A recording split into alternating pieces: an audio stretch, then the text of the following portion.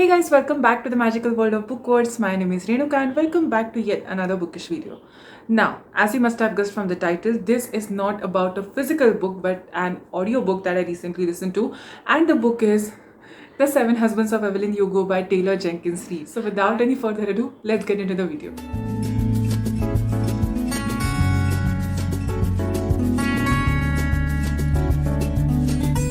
I listened to this book on Storytel. The book is 12 hours and 10 minutes long, but since I listened to it over a week, I don't remember how long did I take to complete listening to this book, since Storytel offers you a feature of listening to the books at your pace, so you can listen to it at a faster speed or a slower speed depending on your convenience. This book, The Seven Husbands of Evelyn Hugo, has different narrations. So there is a part from the perspective of Evelyn Hugo, there is a part from the perspective of the journalist who is interviewing her, and both these characters have been narrated by different narrators. Also, there are one or two more narrators, so the entire experience becomes even more interesting and it helps you to stick to the book until the very end. Having spoken about Storytel, now let us go to the actual book, The Seven Husbands of Evelyn Hugo. Yes, as the title suggests, this is about her seven husbands, but not entirely. Her seven marriages constitute just a part of her life. The book entirely concentrates on her life. The character of Evelyn Hugo is extremely complex. But who was Evelyn Hugo? Yes, it is a fictitious character that is extremely well developed, so she seems to be very much real, but she was not. Evelyn Hugo was a Hollywood star from the 1950s to 1980s, 1990s. She set her foot in the Hollywood movies at a very young age, perhaps 17 or 18. And she was extremely beautiful, she was gorgeous, she was extremely seductive, and she was the heartthrob of each and every person out there. Without giving away any spoilers, that is very, very tough. I just want to say a few more things about the plot. Evelyn Hugo did not have a very normal childhood. Her childhood was somewhat abusive. Yes, and when she started growing up and she started exploring the real world and she came to terms with the realities and complexities in this world, she decided to become what she was. My perspective about Evelyn Hugo kept on changing and altering over and over again when I was listening to this book. Coming to the character development in this book, I would like to applaud Taylor Jenkins Reid for creating such fantastic characters and such a fantastic character development. Not just the character of Evelyn Hugo, mind you, all the characters in this book, be it Evelyn Hugo herself, be it Harry Carmen, be it Cecilia St. James, or even the seven husbands of Evelyn Hugo. All the characters in this book are so well developed, and yes, you actually can see those characters, you can feel those characters around you. They are so well developed. Taylor Jenkins Reid is an author who is widely read, and I know why. Coming to the characters, I would like to mention one more thing. The characters developed by her and created by her are not completely flawless. As in, the creation is flawless, but the characters themselves, as human beings, as people, are not completely flawless. And I think they are not very idealized or glorified, and that is the reason you can relate to those characters very well.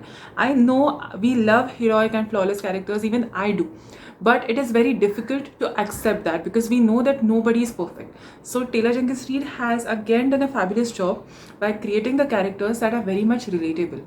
Yes, these characters have an aura of the Hollywood glamour around them, but still you can relate to them because they are normal human beings and we share the same emotions.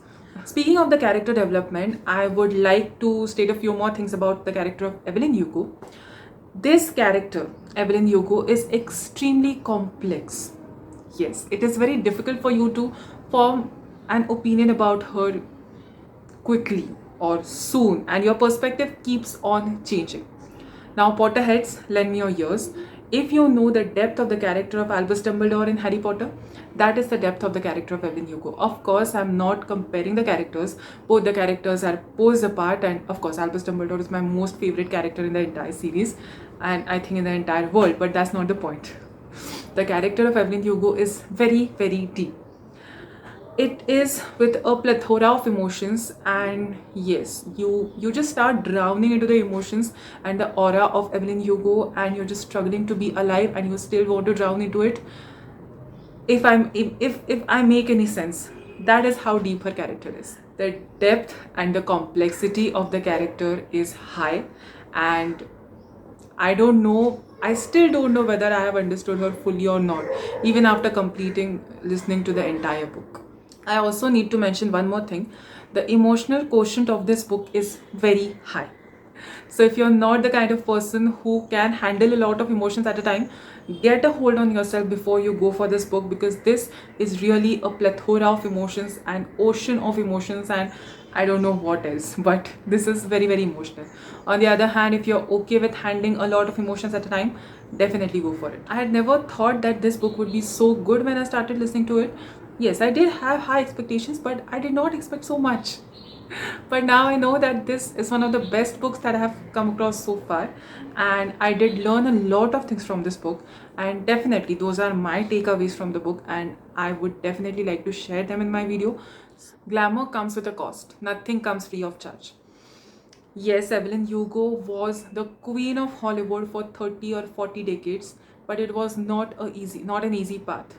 If you're popular, if you're being watched all the time, you have to do the things that you absolutely hate, absolutely loathe, and that is what Evelyn Hugo had to do. Dealing with the losses is not easy, but it is a part and parcel of human life. If you're born on the face of this earth, if you are living your life, then you have to deal with the losses. There are different types of love. Yes, there are different types of love. There are different types of pure emotions. And the emotions in this book are extremely pure and unadulterated. Sacrifices are a part of your life. If you love someone, if you want someone, or you want that person to be happy, you have to sacrifice. And there are so many characters in this book sacrificing for each other just for the sake of love that they have for each other, just for the love. You are extremely lucky if you have good friends. Finding a good true friend who will stand by you throughout your life is very difficult, and friendship can be the most beautiful relationship you can have with anybody, you can share with anybody, if that friend is real, if that friend is good, if that friend is right. To conclude it all, human emotions are extremely complex. Some things are very subjective, and it is very, very easy to label a certain thing as good or bad, as right or wrong, but it is very difficult to deal with that situation on your own. So yeah, as I'm reading more and more, I'm realizing that it is very easy to be judgmental, but it is very difficult to be empathizing. It is very difficult to put yourself in that situation. I cannot imagine if I would have been in the place of Evelyn Hugo, how would I have dealt with all these situations, all the losses, all the sacrifices that she had to make. I'm sure it was very, very difficult. So think before you judge. Overall, listening to this book was a wholesome experience. Thank you, Storytel, for bringing this book to us. Thank you for bringing this book to us in the audiobook format. Otherwise, I wouldn't have been able to experience this book so soon. So yeah, that's it. That was my video for today. Thank you for watching the video till the end, and do let me know down in the comment section, have you read the book or not, and if not, do you plan to read it in near future, or have you read any other books by Taylor Jenkins Reid perhaps, and how was your experience? I would love to know. Thank you for watching till the end, and you know the drill. Please leave a like, leave a comment, subscribe to my channel, and help me spread a lot of bookish love.